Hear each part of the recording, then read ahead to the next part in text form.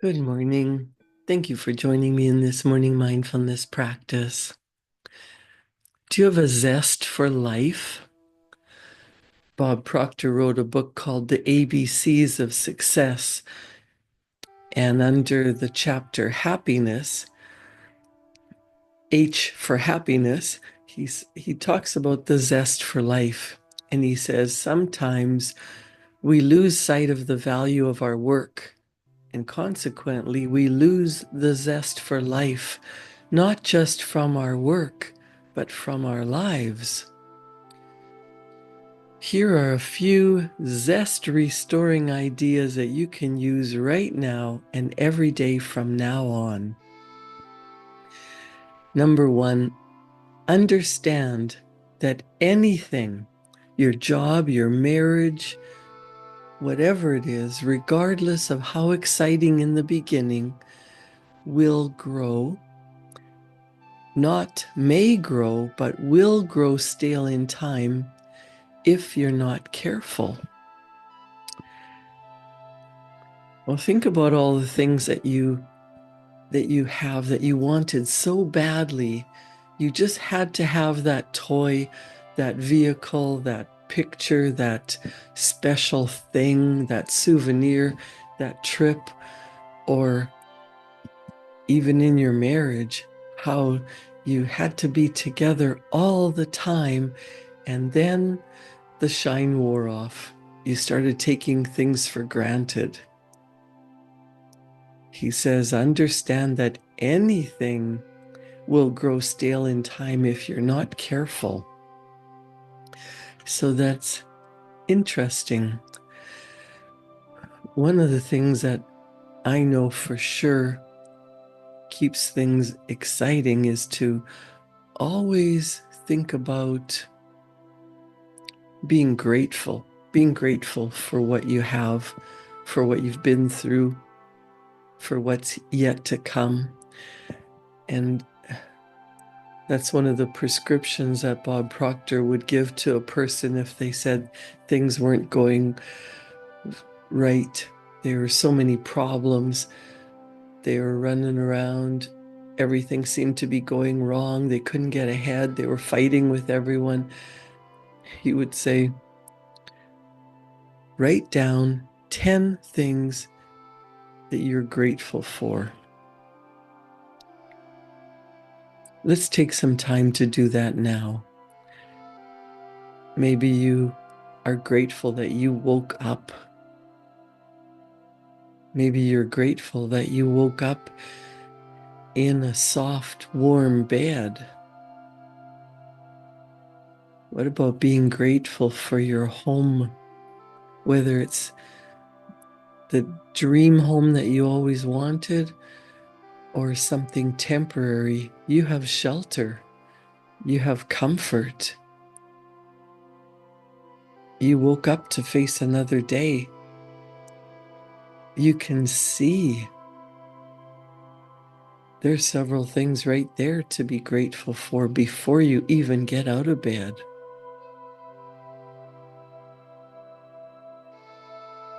What are 10 things that you're grateful for right now?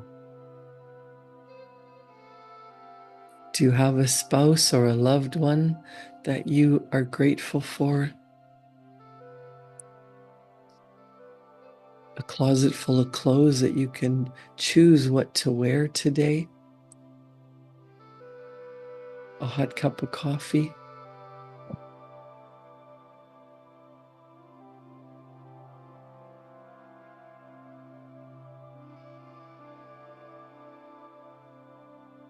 One thing about writing out a gratitude list is gratitude hooks you up to the energy of creation.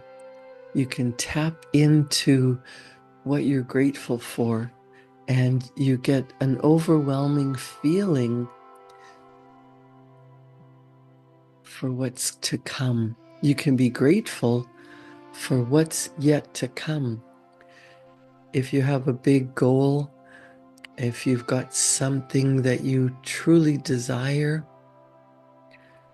if there's something that you really want, Write that down as if it's already happened, being grateful for it in your life, because if you have it in your mind, if you planted it in your heart,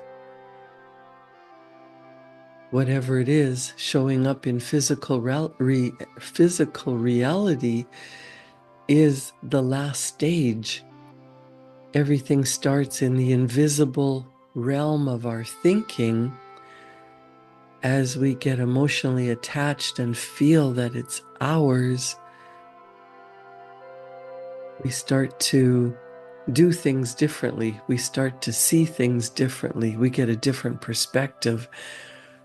We realize that our actions cause a reaction in the universe, and whatever it is that we truly desire, if we show gratitude for it, if we feel appreciation and true, deep, heartfelt gratitude for what that will be like to be living that way, in abundance, in freedom, in peace and happiness. The clearer you are on the picture of what you want, and the more you give thanks for it and focus on what it's like, that it's yours, rather than taking it for granted, rather than having it grow stale, you start to have a zest for life. It starts to restore the zest in your life. And then you're not so stressed, you're more relaxed, you're having more fun, you're happier, and you start to attract nicer things, better people, and all the resources, everything needed for what you desire to be fulfilled in your life. It just works that way because what you send out into the universe, your thoughts, your feelings, your actions create a ripple effect in the universe. And what you send out comes back to you. Did you write down 10 things that you're grateful for? And write down what you truly desire, what it is that you really want. It's available to you, whether it's in the invisible form or it is your reality. Give thanks for it. Bob Proctor says, keep in mind that we must fight staleness in our lives every day. There is something that you can do, something that you must do every day in order to keep vitality in your performance. It's simply using the actor's technique. Live the part, act the part, act as if you're happy, act as if you're healthy, act as if you're grateful, act as if you know what you really want is part of your life right now. If you had that audacious big goal that you truly desire, instead of worrying about how long it's going to take or if it's coming or giving up on it, what if you gave thanks for it and acted as if it's already yours? How would that feel? How would that change your life?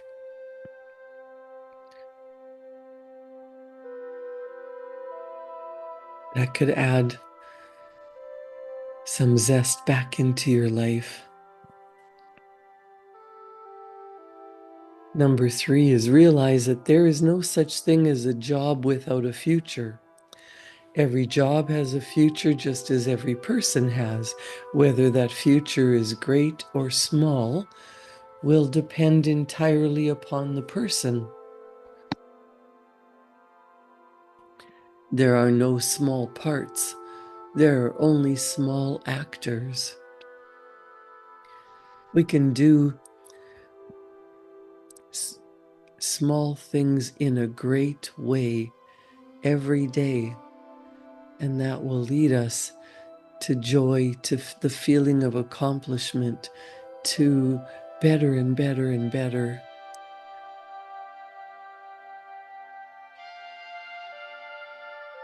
Bob Proctor suggests that we see the big picture with you in it. See your job in relation to the whole scheme of things. Remember, you're the only one that places limitations on you and your life, regardless of what they might say. Isn't it funny? So often we worry about what they are going to say. Who are they? And how do they have so much control over your life? How you feel, how you act, what you think you can accomplish. What they say doesn't matter. When you have a dream in your heart, when you know what you want, when you have a zest for life, when you do small things in a great way, I promise you the universe will reward you in a great way. Finally, continue to develop your ability to see yourself, your work, and what you do through the eyes of the most important person, the customer. Who are you serving? In times of unrest and in an unstable economy, it's very easy to let your attitude slip and begin feeling sorry for yourself. This is precisely when you want to practice healthy attitudinal rules to stay alert, stay alive, stay enthusiastic. Don't ever lose a zest for life, and life won't lose its zest for you. Say something positive to every person you meet today. Nothing great in the world has ever been accomplished without passion. Pleasure in the job puts perfection in the work. Bob Proctor was my mentor, and he used to say that if you do more than you're paid for, the universe will reward you. If there's no place for a raise or a promotion in the job that you're doing, soon you will find something better. Someone will come along and appreciate the work that you do. So if you do great things instead of doing great things in a small way, do everything in a great way. Do small things in a great way. Add zest for life, and you will outgrow your place. You will expand. Better will come to you, whether it's a better job or a better income, or realizing that you can have multiple sources of income. If you're looking for wealth, practice feeling what it would be like if you were wealthy, but not only in finances, but in the time to spend with your loved ones, time to spend enjoying your wealth. You could be the wealthiest person in the graveyard. That doesn't mean that you enjoyed life and had a full, happy life. It means perhaps you sacrificed enjoyment of life to make money. What do you really want?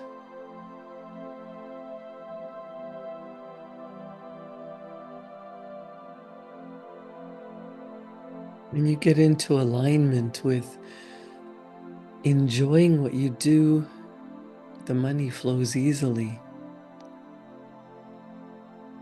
When you love what you do, you can get lost in time and space. Have a zest for life. So maybe you wrote down 10 things that you're grateful for. Bob Proctor would say the next thing to do, now you're in a spirit of love and kindness and zest for life and gratitude. Your heart is opened up. You are filled with love, and love is radiating out from you. It's always available to you. You've opened your heart. You're feeling divine, infinite, unconditional love.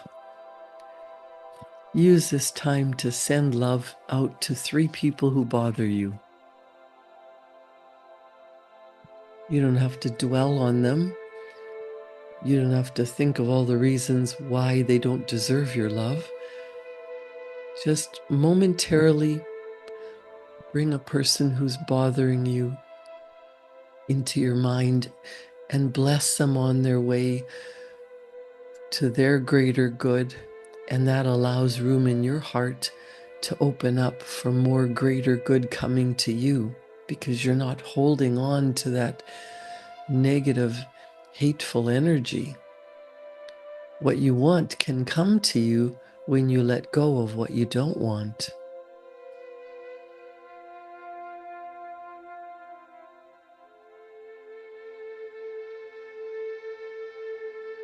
If you're bothering you, send love to yourself.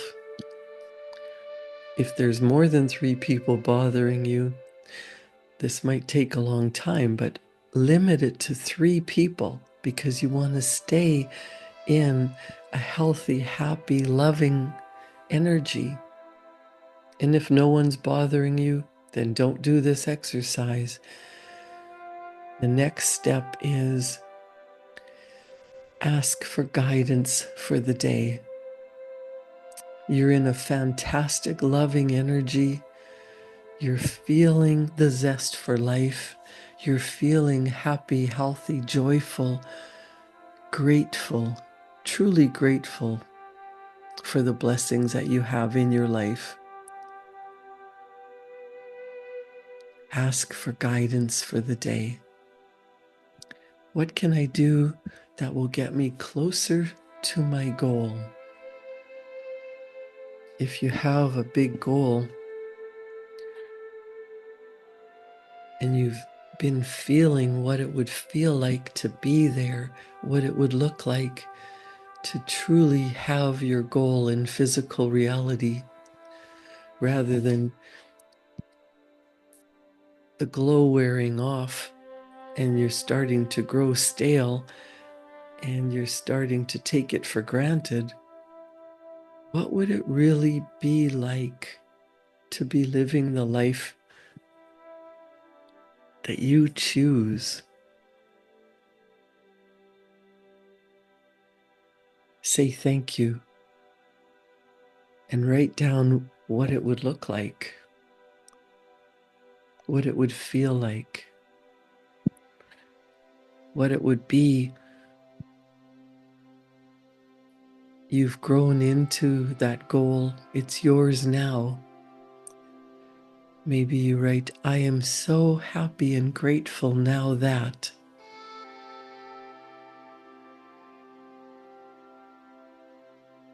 With a zest for life, with gratitude, with realizing your beautiful goal, what it is that you truly desire, it's yours. You could be writing 17 pages of how great your life is. Just limit it to a sentence or two, getting into the feeling that it's already here.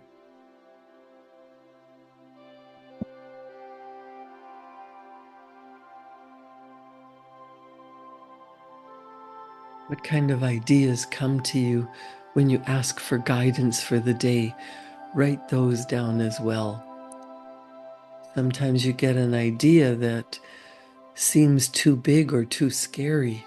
It's coming from your higher self. It's coming from universal intelligence. You are co-creating your life with infinite intelligence, with God.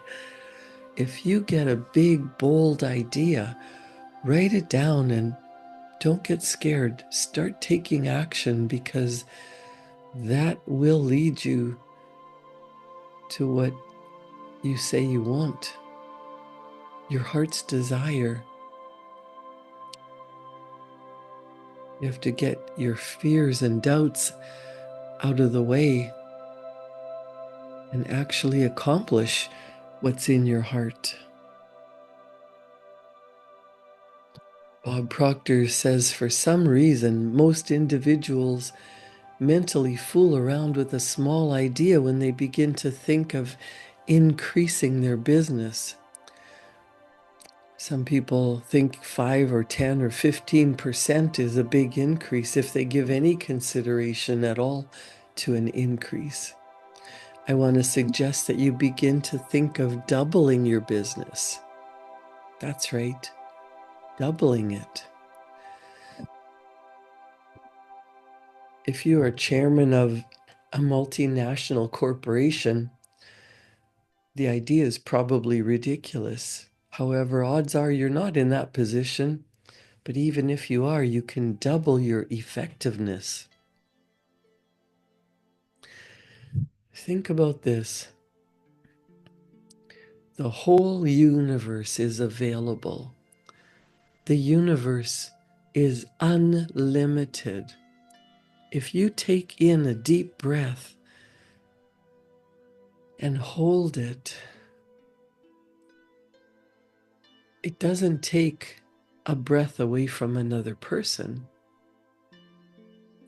Your ability to breathe and to take deep breaths in and hold it and release it does not deny another person their breath. Bob used to say, people say they want something and they go to the ocean, and instead of taking what they want, they take a teaspoon.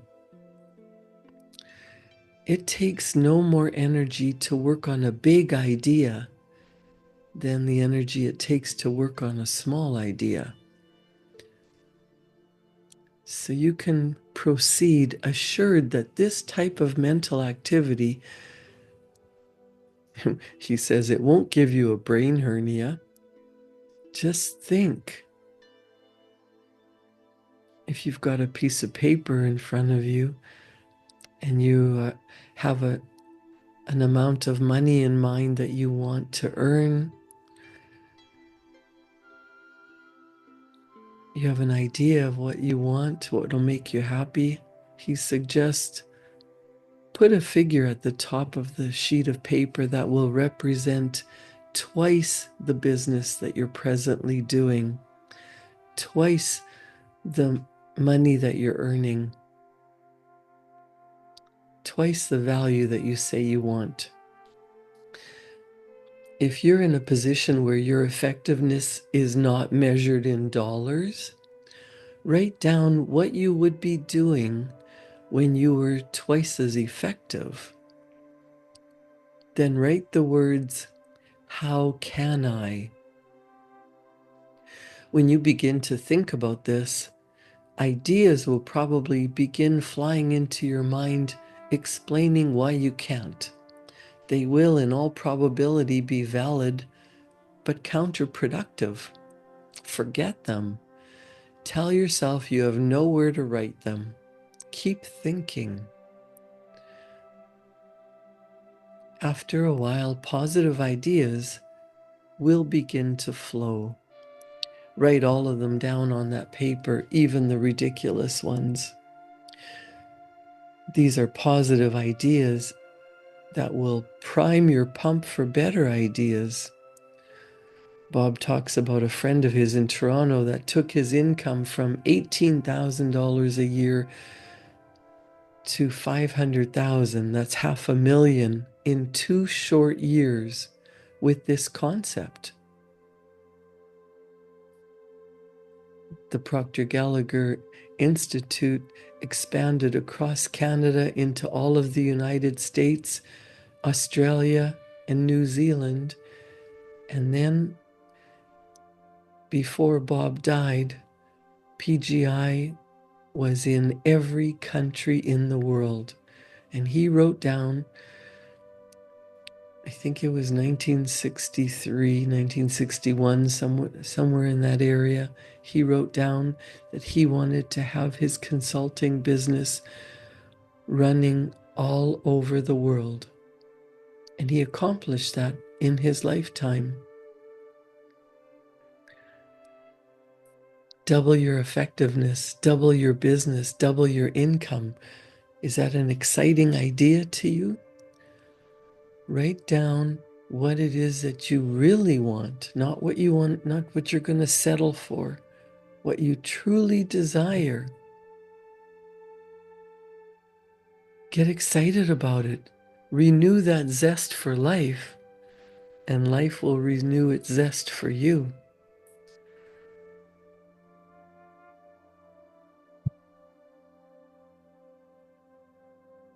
Spend time visualizing what it is that you really want.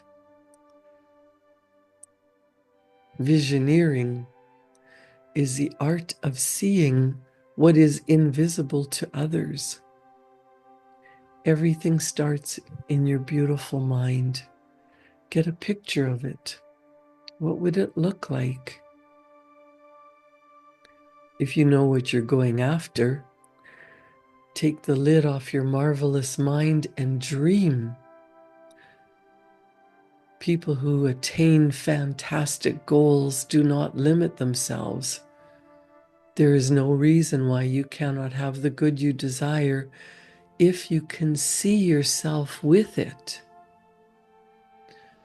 Your imagination is one of your most marvelous mental faculties. Do what all goal achievers do and use it properly. Don't play it safe.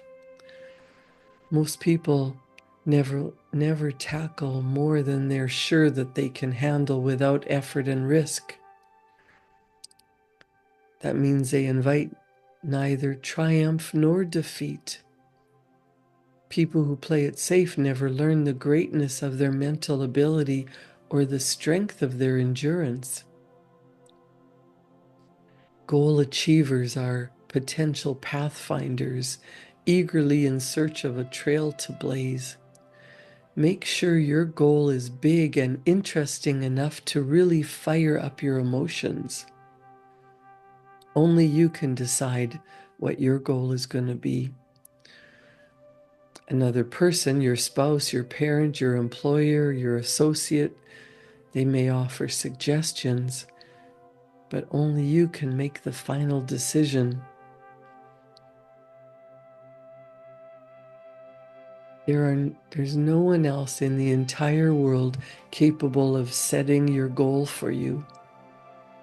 Other people will probably try, but don't let that happen, because you will not commit yourself to other people's goals or goals that you set to please other people.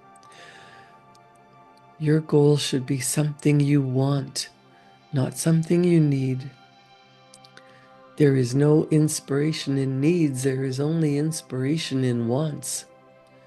And the goal doesn't have to be logical. In fact, you'll probably be much more inspired if your goal is totally illogical. The road to your goal may be a rough one. Therefore, it is very important for you to be very emotionally involved with the idea of reaching your goal. High achievement always takes place in the framework of high expectation. Imagination grows by exercise. And contrary to common belief, imagination is more powerful in a mature mind than in young people. Grow your imagination. The desire for safety stands against every great and noble enterprise. What is a beautiful, bold, illogical dream goal that you are in love with. Practice visualizing it. Practice asking what you can do today. You'll get inspired ideas. As you take action, those dreams turn into reality. Create a wonderful day. Thank you for joining me in this morning mindfulness practice. I'll see you back here tomorrow morning at 7. Thank you.